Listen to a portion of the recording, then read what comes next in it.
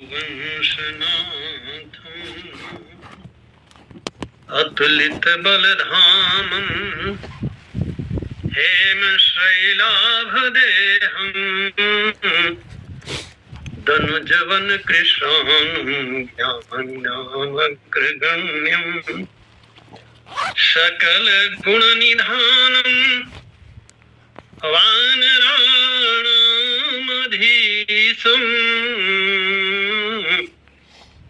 रघुपति प्रिय भक्तं वात जातं नमामि।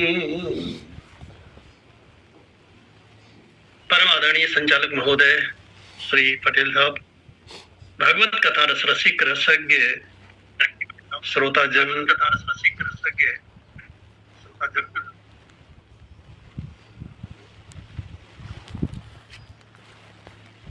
आइए हम सब लोग मिलकर के वहां चलते हैं जहां पर श्री कागभूषणी जी महाराज को, पहले तो कागभूषणी जी महाराज जाते हैं अपने नारद जी के पास।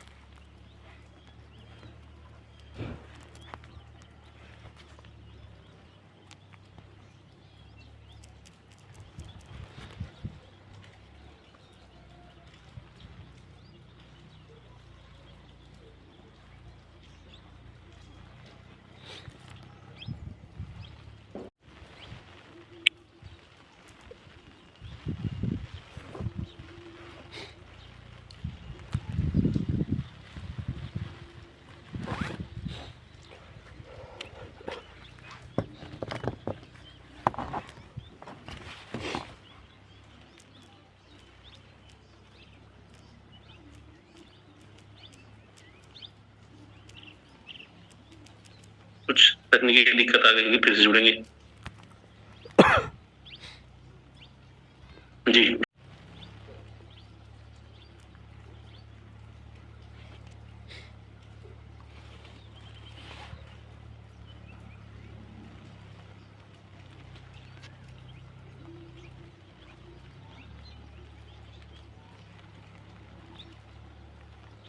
ऑडियो चालू करेंगे महाराज।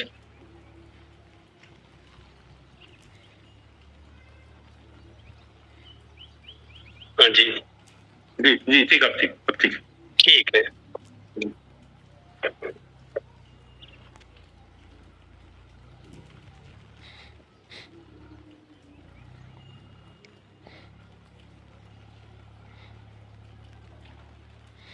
बस 1 मिनट और लूंगा।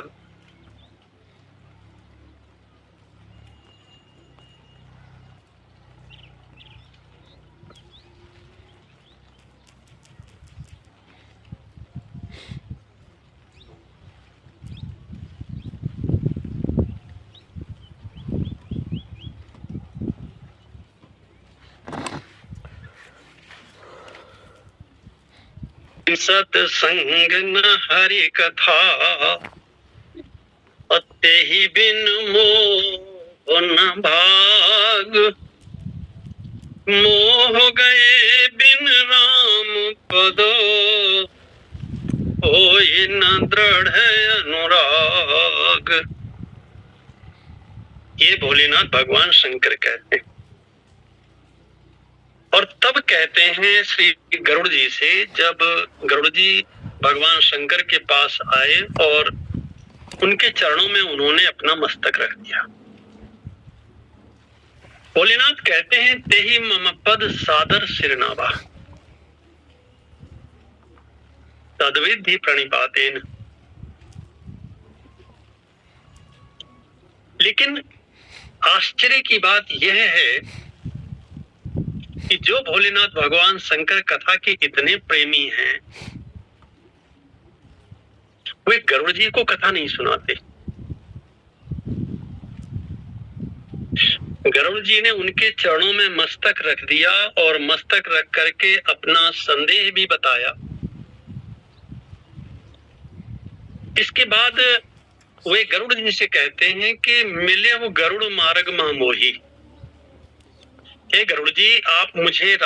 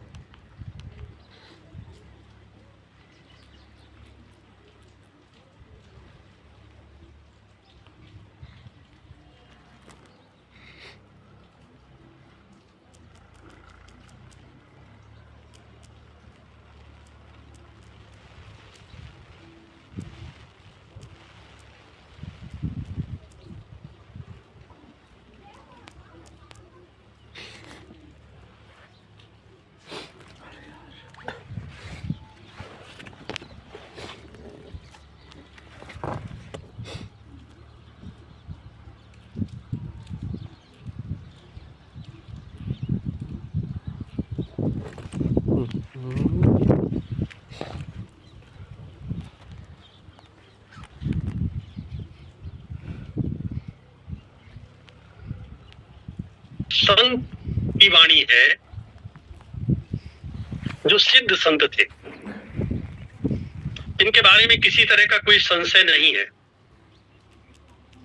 वे कहते थे आप पवित्र अपवित्र अवस्था में कथा सुनोगे, जैसे सुननी चाहिए वैसे कथा सुनोगे नहीं, तो उसे सुनने से लाभ क्या होगा।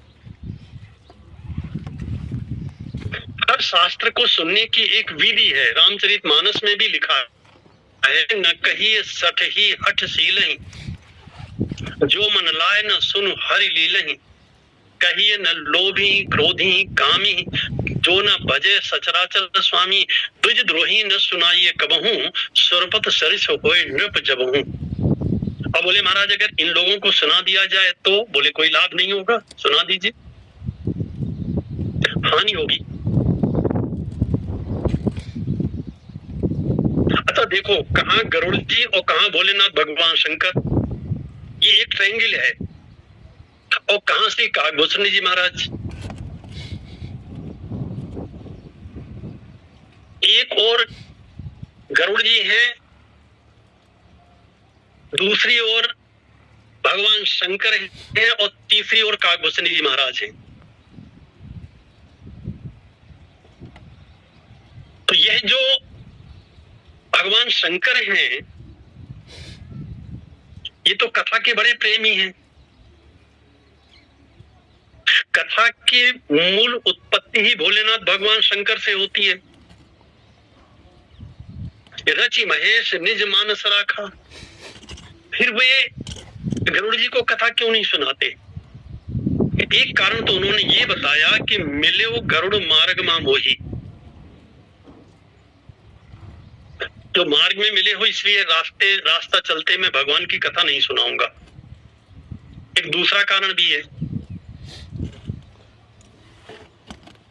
दूसरा कारण बताते हुए वे कहते हैं कि होई कीन कबहू अभिमाना,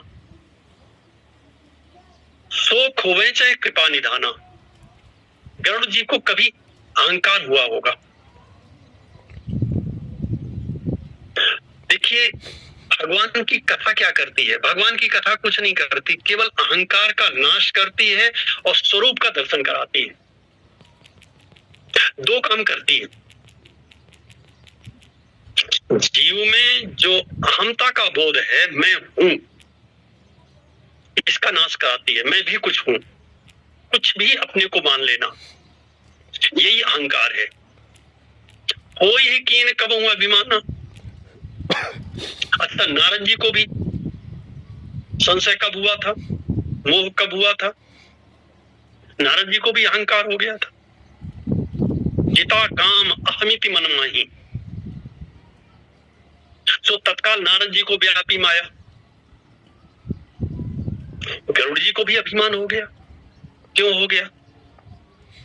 भगवान व्याल पास बस भय खरारी, और ऐसे भगवान के जो बंधन हैं, बंधन काटी गयो उर्गादा, उन बंधनों को मैंने तोड़ा।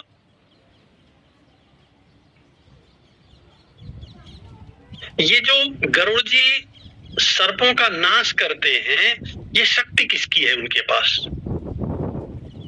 भगवान की। अच्छा, जो गरुड़ जी सर्पों का नाश करते हैं, वही गरुड़ जी सर्पों के बंधन में बंध गए। भगवान को तो छोड़ दिया, लेकिन स्वयं बंधन में बंध गए। सर्पों के विष को उतारने वाले को गारुड़ी कहते हैं। उसका एक नाम होता है गारुड़ी। गारुड़ी माने मंत्रों के द्वारा वह सर्पों के विष को उतारता है। सर्प माने संशय। संशय के बंधन में गरुड़ जी ऐसे बंधे कि अब भटक रहे हैं और व्याकुल हैं। भगवान शंकर भी इसमें याद दिलाते हैं, परमातुर विहंगपति आयो तब मोपाश। परम आतुर, एक क्षण के लिए भी उन्हें विश्राम नहीं मिल रहा है, कहीं नहीं मिल रहा है। तो शंकर जी भेजते किसके पास है? पक्षियों में सर्वश्रेष्ठ गरुड़ जी, और पक्षियों में सबसे नीचे की श्रेणी में कौआ, काग। भगवान शंकर ने कहा इसे काग के पास भेजा जाए, कौआ कथा सुनाए तो इनकी बुद्धि शुद्ध हो। क्योंकि अगर मैंने कथा सुना दिया तो कथा तो सुन लेंगे, ये एक नए प्रकार का अहंकार आ जाएगा। मैंने भोलेनाथ भगवान शंकर से कथा सुनी। परम पूज्य स्वामी अखंडानंद सरस्वती जी महाराज, जिन्होंने श्रीमद् भागवत का अनुवाद किया है, वो अक्सर अपने प्रवचन में एक बात कहा करते थे। कभी कभी श्रोताओं को एक सात्विक अहंकार घेर लेता है, उनके दूसरे अहंकार तो मिट जाते हैं, लेकिन सात्विक अहंकार हो जाता है। मैंने धर्म सम्राट स्वामी कृपात्री जी महाराज से कथा सुनी, अब कोई मुझे क्या कथा सुनाए? ये क्या है? ये भी तो अभिमान है। इस अभिमान के रहते हुए व्यक्ति कथा नहीं सुन सकता है। किसी भी प्रकार का थोड़ा सा भी अभिमान अगर रहता है, देखो यही तो मोह है। मोह की परिभाषा करते हुए वेदांत के ग्रंथ में लिखा गया है, अतस्मिन् तद्बुद्धि।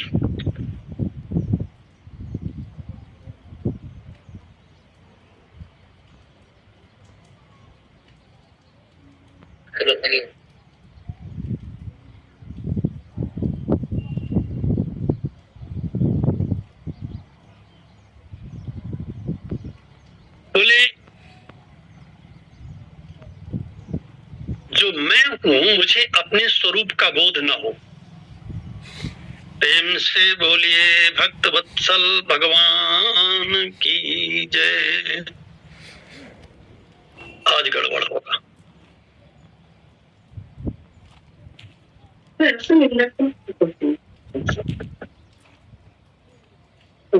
नहीं है ना,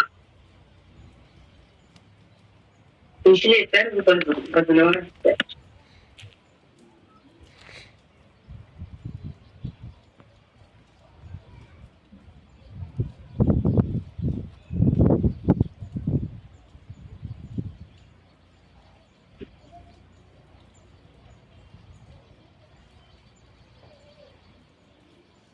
ठीक है रजब, ठीक है, ठीक है, चलो।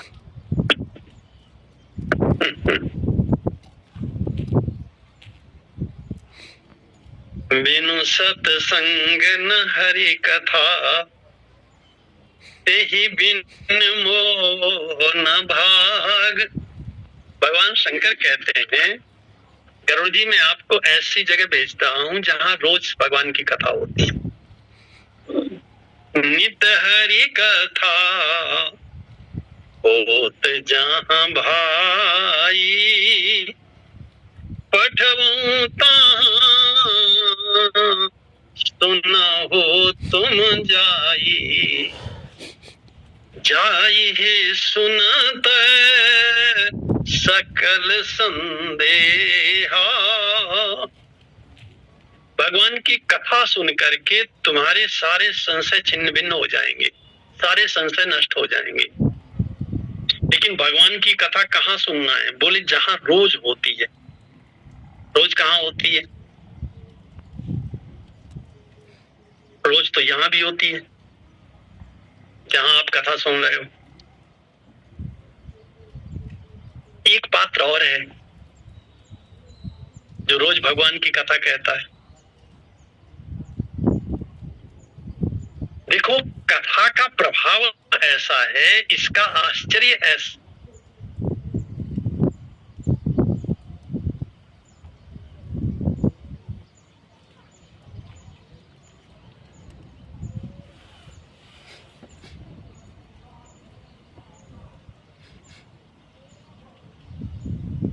प्रभु तव आश्रम आए।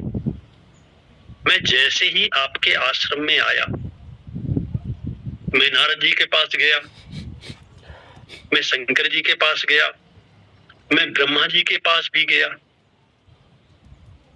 तब ये चमत्कार नहीं हुआ।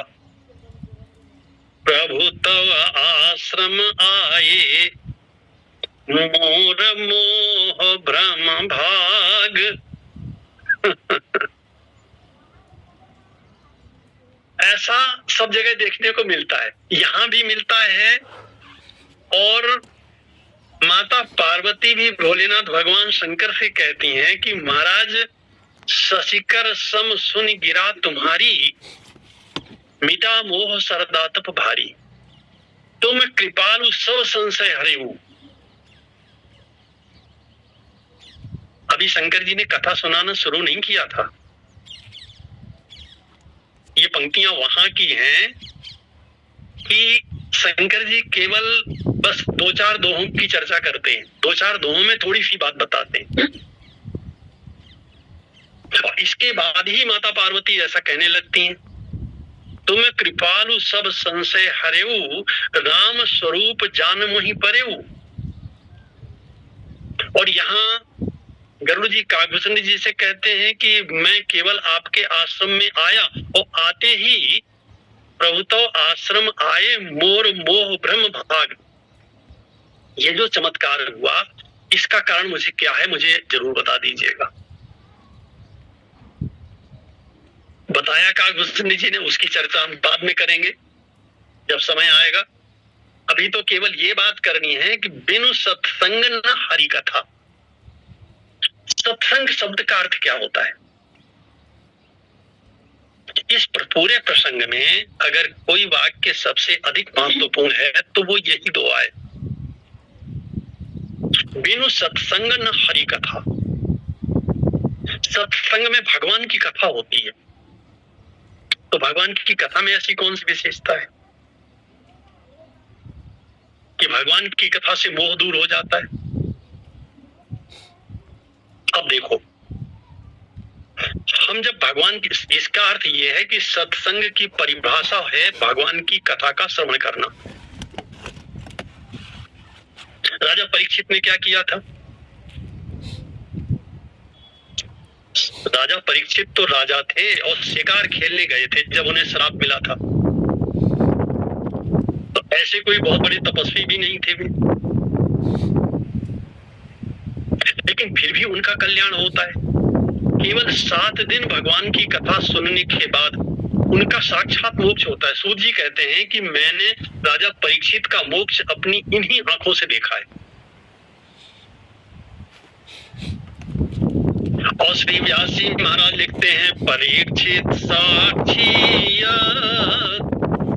इसमें प्रमाण है परीक्षित।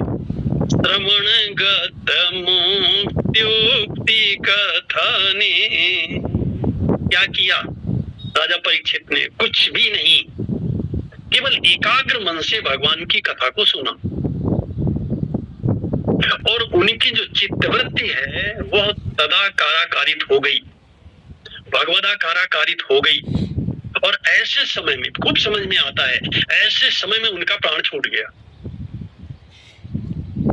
अंत मति सागति। राजा परीक्षित ने शरीर तो पहले छोड़ दिया, सर्प तो बाद में आया। और देखो आश्चर्य की बात, वहां भी सर्प से ही भय है। राजा परीक्षित को किससे भय है? सर्प से। और इस संसार में सबसे ज्यादा भय किससे लगता है? एक और बात है, इस बात को भी सब लोग जानते हैं कि अगर सर्प काट ले तो ऐसे व्यक्ति की सदगति नहीं होगी। राजा परीक्षित को सर्प ने काटा, कब? अब तो मिट्टी है, प्राण तो निकल गया पहले ही। और जब चित्त वृत्ति तदाकाराकारित हो गई, भगवदाकाराकारित हो गई, कृष्णाकाराकारित हो गई, तो अब ऐसी स्थिति में सर्प काटे या कोई काटे उससे क्या फर्क पड़ता है? सत्संग शब्द का शाब्दिक अर्थ देखिए, बहुत सरल है। सत शब्द का नाम अर्थ होता है परमात्मा। एक और है जीव और दूसरी ओर है भगवान। हरि कथा में क्या है? भगवान की कथा है। अंतर क्या है? अंतर ये है कि भगवान का जो चरित्र है, मान लीजिए श्री राम का जो चरित्र है, श्री कृष्ण का जो चरित्र है, ये पूर्ण चरित्र है। इस पूर्ण चरित्र का श्रवण करते करते, बहुत समय तक श्रवण करते करते अगर हमारी चित्तवृत्ति कृष्णाकाराकारित हो जाए, रामाकाराकारित हो जाए, तो ऐसा जीव नर से नारायण बन जाता है। लेकिन कब? अब ये दो बातें आ गई यहाँ पे। राजा परीक्षित 7 दिन में मोक्ष प्राप्त करते हैं, और यहां भोलेनाथ भगवान शंकर कहते हैं कि तब ही होय तब संशय भंगा, जब बहुकाल करिए सत्संगा। तो मन में संशय होना स्वाभाविक है कि बहुत समय तक सत्संग करे, कि 7 दिन तक कथा सुने। और एक बार गोस्वामी जी ने एक बात और लिखी है, एक घड़ी आधी में पुनियाद। एक घड़ी की कथा का श्रवण करना, आधी घड़ी की कथा का श्रवण करना, आधी से आधी घड़ी की कथा का श्रवण करना, इन तीनों में सच क्या है? सच केवल इतना है कि हमारी चित्तवृत्ति मृत्यु के समय भगवदाकाराकारित हो जाए, तदाकाराकारित हो जाए, कृष्णाकाराकारित हो जाए, माने भगवान श्री कृष्ण हमारे मन में आकर के बस जाएं,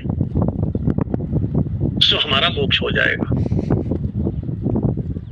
जैसे पूरे वर्ष एक विद्यार्थी पूरे वर्ष परीक्षा की तैयारी करता है, तब अच्छे नंबर लाता है। एक दूसरा विद्यार्थी है जो पूरे वर्ष तो परीक्षा की तैयारी नहीं करता, लेकिन कल पेपर होना है तो आज पूरी रात पढ़ता है और पूरी रात तैयारी करता है। वो क्या तैयारी करता है वही जाने। एक तीसरा विद्यार्थी भी है जो कॉपी भी नहीं लिखता, उसकी कॉपी कोई दूसरा ही लिख देता है। हाँ, हम तो ऐसे लोगों को भी जानते हैं जिनकी पीएचडी भी किसी दूसरे ने लिखी, उन्हें अपना विषय भी नहीं मालूम। उनसे पूछिए कि विषय क्या है तो वो नहीं बता पाएंगे, लेकिन डिग्री है उनके पास। अब एक बात बताइए कि अगर परीक्षा में कॉपी में ठीक ठाक लिखा हुआ है और वो कॉपी परीक्षक के पास पहुंचती है, तो परीक्षक नंबर देगा कि नहीं देगा? परीक्षक तो नंबर देगा, उसे नंबर देना ही पड़ेगा, क्योंकि उसके पास दूसरा कोई विकल्प नहीं है। वो केवल कॉपी जांचने वाला है। ठीक इसी तरह से हमारी चित्तवृत्ति कितने दिनों बाद वैसी बनी है, ये प्रश्न नहीं उठता। जैसे कोई ये पूछे कि आपके रायपुर से हरिद्वार जाने के लिए साहब कितना समय लगेगा, उससे कहा जा सकता है कि 1 महीना भी लग सकता है, 15 दिन भी लग सकते हैं, साहब 3 दिन भी लग सकते हैं, और आप उसी दिन भी पहुंच सकते हो। तो इनमें से कोई बात गलत है क्या? ये सभी बातें अपनी जगह पर सही है। लक्ष्य है हरिद्वार पहुंचना, लक्ष्य है साधन। आपने साधन किस प्रकार का लिया है? यही बात योग सूत्र में आई, वहां पर यह पूछा गया कि साधना करते करते कितने दिनों तक साधना करें तो हमें फल की प्राप्ति हो जाए। तब उत्तर दिया गया, तीव्र संवेगा नाम आसन्न। जो प्रबल भावना से कर्म करता है उसे तत्काल फल मिलता है। ये नियम कर्म सिद्धांत के बारे में भी है। एक प्रश्न है कर्म विधान में कि कर्म का फल कब मिलता है, कितने दिनों बाद मिलता है? बोले ये कुछ तय नहीं है कि कितने दिनों बाद मिलेगा। अगर प्रबल भावना से कर्म किया गया है तो तत्काल फल मिलेगा। जितनी प्रबल भावना है बस वैसा फल मिलेगा। और यही श्रीमद् भागवत में भी पता चलता है, दोनों जगह, राजा परीक्षित के संदर्भ में भी और धुंधुकारी के संदर्भ में भी। क्योंकि केवल इन दो का मोक्ष होता है। जब दूसरे लोग प्रश्न करते हैं कि इन दो का ही मोक्ष क्यों हुआ, उत्तर दिया गया कि कथा तो सबने सुनी, लेकिन जैसी इन लोगों ने सुनी वैसे किसी ने नहीं सुनी।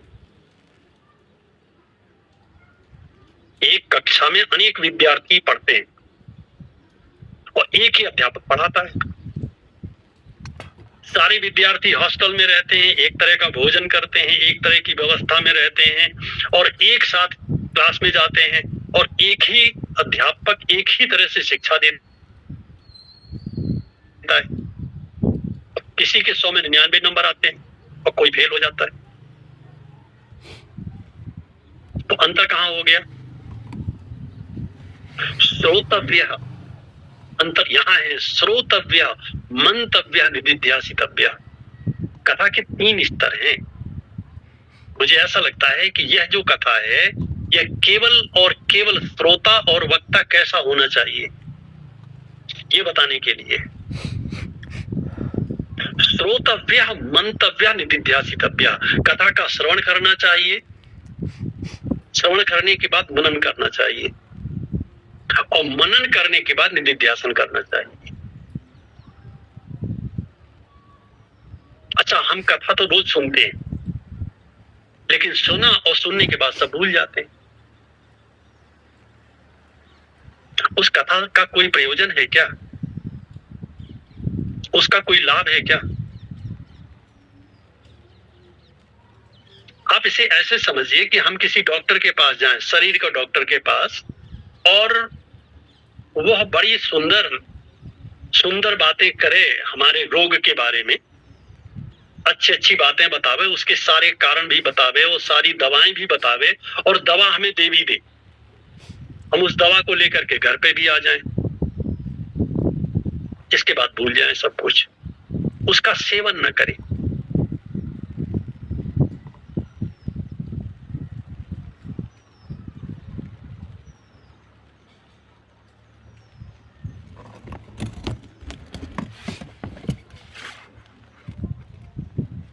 सत्संग का अर्थ होता है भगवान की कथा। भगवान की कथा माने, मैं एक उदाहरण देना चाहूंगा। तुलसीदास जी महाराज ने दोहावली रामायण में लिखा है कि भगवान श्री राघवेंद्र सरकार ने विभीषण को लंका कब दिया। इसके लिए वो एक दोहा लिखते हैं कि वलकल भूषण फल असन। शरीर में जिस समय वलकल वस्त्र थे उनके, माने पहनने के लिए वस्त्र भी नहीं थे, और फल फूल खा रहे थे। रणसैया द्रुम पीति, पत्तों की सेज पर सोते थे वृक्षों के नीचे। मनुष्य को जीने के लिए 3 वस्तुओं की आवश्यकता होती है। एक होती है वस्त्र की, दूसरी होती है भोजन की, और तीसरी होती है निवास की। राम जी के पास तीनों कैसे थे? वस्त्रों के नाम पर केवल वल्कल वस्त्र थे, और भोजन के नाम पर जो मिल गया, कंदमूल फल, वे स्वयं कहते हैं भगवती सीता से, एक ही सदा सब दिन मिले, समय समय अनुकूल।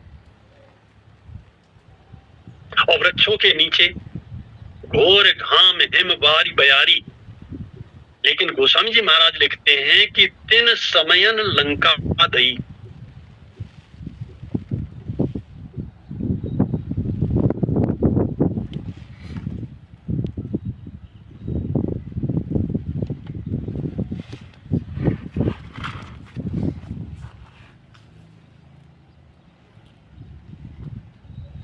है 100% मनुष्य का जीवन कैसा होना चाहिए, बाहर से नहीं भीतर से। अयोध्या को छोड़ते हुए क्या राम जी को कष्ट हुआ? औद तजी मगवास के रूख ज्यों, अयोध्या को ऐसे छोड़ दिया जैसे राहगीर रास्ते के वृक्ष को छोड़ देता है, और पंथ के साथी ज्यों लोग लुगाई। अयोध्या के नर नारियों को प्रभु ने ऐसे छोड़ दिया जैसे रास्ते के राहगीर के साथी रास्ते के साथियों को व्यक्ति छोड़ देता है। ऐसा त्याग मनुष्य के जीवन में कब आवेगा? भगवान की कथा छोड़ करके दूसरा कोई उपाय नहीं है मनुष्य के पास। सुबिनु सत्संग न हरि कथा, ही बिन मोह न भाग, मोह गए बिन राम पद होय न दृढ़ अनुराग। शेष व्याख्या में समझता हूँ कल करते हैं।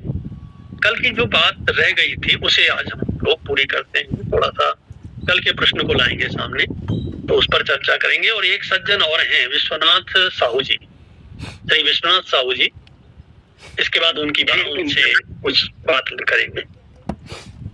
महाराज जी कल की बात क्या है? जय जय श्री राम। भैया सुनाइए, वीडियो चालू कर लीजिए, सुना दिए वीडियो। आदरणीय अभी क्या है, ड्यूटी में हूँ तो आईडी नहीं चालू रखो। ठीक ठीक, वही बात। महाराज जी के चरण कमलों में कोटि कोटि प्रणाम। साथ ही साथ जितने भी ऑनलाइन गोष्ठी में श्रद्धेय जन जुड़े हुए हैं, आप सबके चरण कमलों में कोटि कोटि प्रणाम। महाराज जी से मैं कल एक प्रश्न पूछा था। महाराज जी, प्रश्न ये है कि ईश्वर व्यापक है। कभी कभी मन में प्रश्न आता है या कोई कर देते हैं प्रश्न हम लोगों से, तो ईश्वर व्यापक है तो जब किसी के साथ अप्रिय घटना घटती है तो ईश्वर रुकते क्यों नहीं है? व्यापक है तो इस प्रश्न का हम जवाब कैसे दें या क्या होगा? मैं कम शब्दों में इसकी व्याख्या कर देता हूँ। देखो, संसार, भगवान ने संसार को बनाया। संसार को बनाने के साथ ही साथ उन्होंने कर्म का विधान बनाया। जैसे अपना देश स्वतंत्र हुआ तो सबसे पहले देश को चलाने के लिए कि इतना बड़ा देश चलेगा कैसे, संविधान बनाया गया। भगवान ने संसार को बनाया तो संसार को बनाने के बाद फिर संसार का विधान बनाया कि संसार चलेगा कैसे, उसका नाम है कर्म विधान। इसलिए गोस्वामी जी कहते हैं कर्म प्रधान विश्व रचि राखा। इस संसार में कर्म प्रधान है, जो जस करे सो तस फल चाखा। भगवान उस कर्म के विधान में बीच में बाधा नहीं उत्पन्न करते। अगर वो चाहते तो अपने पिताजी के, महाराज श्री दशरथ जी के जो कर्म थे, श्रवण कुमार का वध हो गया था और श्रवण कुमार के माता पिता ने उन्हें श्राप दिया था कि जैसे पुत्र के वियोग में हम तड़प तड़प करके मर रहे हैं, वैसे ही पुत्र के वियोग में तुम भी तड़प तड़प करके मरोगे। अब उनके बेटे तो साक्षात भगवान थे, वे चाहते तो अपने पिताजी का विधान बदल सकते थे, नहीं, उन्होंने नहीं बदला। सामान्य रूप से भगवान कर्म के विधान को नहीं बदलते। जैसे सामान्य रूप से राष्ट्रपति चाहे तो कुछ भी कर सकता है, लेकिन हाई कोर्ट और सुप्रीम कोर्ट जो आदेश कर देता है, उस आदेश को राष्ट्रपति सामान्य रूप से नहीं बदलता है। लेकिन किसी का नहीं बदलता, ऐसा भी नहीं है। जिसका विशेष संबंध है उसके विधान को भी बदल देता है वो। सेशन कोर्ट से फांसी हो गई, हाई कोर्ट से हो गई, सुप्रीम कोर्ट से हो गई, अब दया याचिका गई राष्ट्रपति के पास। अब वो व्यक्ति राष्ट्रपति का अपना खास है, उसने कहा इसे माफ कर दिया जाए। अब कौन पूछेगा उससे? तो ठीक इसी तरह से सृष्टि के कर्म विधान के ऊपर है परमात्मा। सामान्य रूप से लोगों को कर्म का फल भोगना पड़ता है, लेकिन कुछ लोग ऐसे भी हैं, क्योंकि अगर यही कहा जाए, इसलिए तो भगवान की आवश्यकता है, इसलिए भगवान की भक्ति की आवश्यकता है, क्योंकि भगवान में ही वह सामर्थ्य है कि वह कर्म के विधान को काट सकते हैं, नष्ट कर सकते हैं। इसीलिए भगवान गीता में कहते हैं, सर्वधर्मान परित्यज्य माम एकम शरणम व्रज, सब छोड़ो मेरी शरण में आ जाओ। अर्जुन ने कहा मुझे फायदा इससे क्या होगा? बोले अहम त्वाम सर्व पापेभ्यः मोक्षयिष्यामि, तुमने चाहे जितने पाप किए हो मैं तुम्हें सारे पापों से मुक्त कर दूंगा। अब जरा बताइए ये पाप क्या है? एक प्रकार का कर्म ही तो है, और पाप से मिलता है दुख। मैं तुम्हें तुम्हारे दुखों से मुक्त कर दूंगा।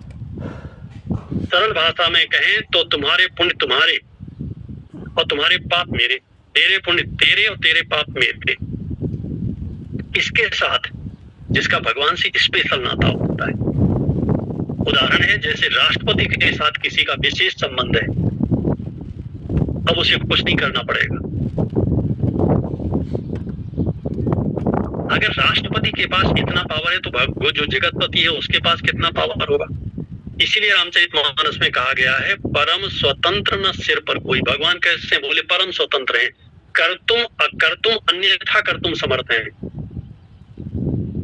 जो करना चाहिए वो करते हैं, जो नहीं करना चाहिए वो भी करते हैं, कुछ नया भी कर देते हैं। भगवान सामान्य रूप से, मैं फिर से एक बार दोहरा देता हूं, भगवान सामान्य रूप से कर्म के विधान में हस्तक्षेप नहीं करते। इसीलिए वो आराम से शेषनाग की सैया पर पड़े रहते हैं क्षीर सागर में, उन्हें कुछ करने की क्या आवश्यकता है।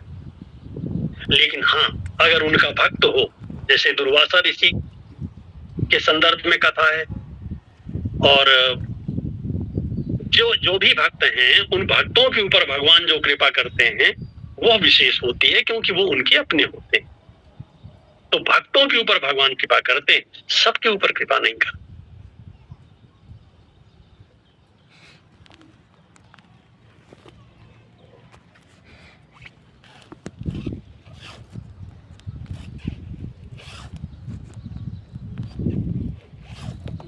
Oh,